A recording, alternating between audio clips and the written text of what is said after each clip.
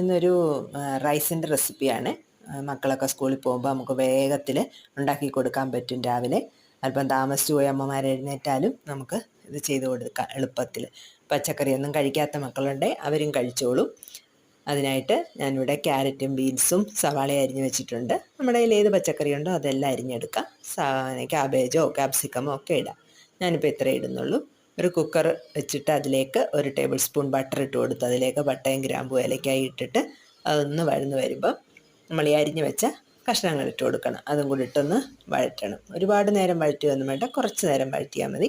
ഈ സമയത്ത് ഞാനൊരു 1/2 ഗ്ലാസ് അരി എടുത്ത് കഴുകി വെള്ളം വാലാൻ വെച്ചിട്ടുണ്ട്.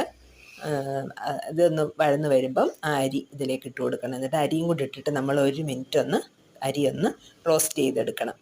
ഇതിനകത്ത് അരി ഇട്ട് കൊടുത്തിട്ടുണ്ട്. അരി ഒന്ന് റോസ്റ്റ് ചെയ്ത് ഒരു മിനിറ്റിൻ്റെ കാര്യമേ ഉള്ളൂ. എന്നിട്ട് അതിലേക്ക് ആവശ്യത്തിനുള്ള ഉപ്പും ചേർത്ത് വേകാൻ ആവശ്യമായ വെള്ളം ഒഴിച്ചു കൊടുക്കുന്നുണ്ട്. ഇപ്പോൾ 1 കപ്പ് അരിക്ക് 2 കപ്പ് വെള്ളം അങ്ങനത്തെ കണക്കിലല്ല ഞാൻ ഒഴിക്കുന്നത്.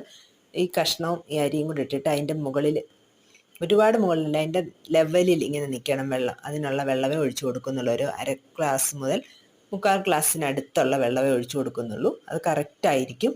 വെള്ളമൊന്നുമില്ല, നല്ല വരിഞ്ഞ് നല്ല ചോറായിട്ട് കിട്ടും, പെർഫെക്റ്റായിട്ട്.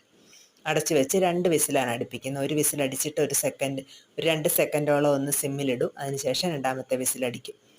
ഈ സമയത്ത് ഞാൻ അല്പം പനീർ ഉണ്ടായിരുന്നു, ഒരുപാടില്ല, ഒരു 3-4 കഷ്ണം പനീറേ ഉള്ളായിരുന്നു. എന്നാൽ അതും കൂടെ ഒന്ന് ഫ്രൈ ചെയ്ത് ചേർക്കാമെന്ന് വെച്ചാൽ അല്പം ബട്ടറിനകത്തോട്ട് അതൊന്ന് ഫ്രൈ ചെയ്തിട്ട് അതിൽ അല്പം മസാലപ്പൊടി മഞ്ഞൾപ്പൊടിയൊക്കെ ചേർത്തൊന്ന് ഫ്രൈ ചെയ്ത് വെച്ചിട്ടുണ്ട്.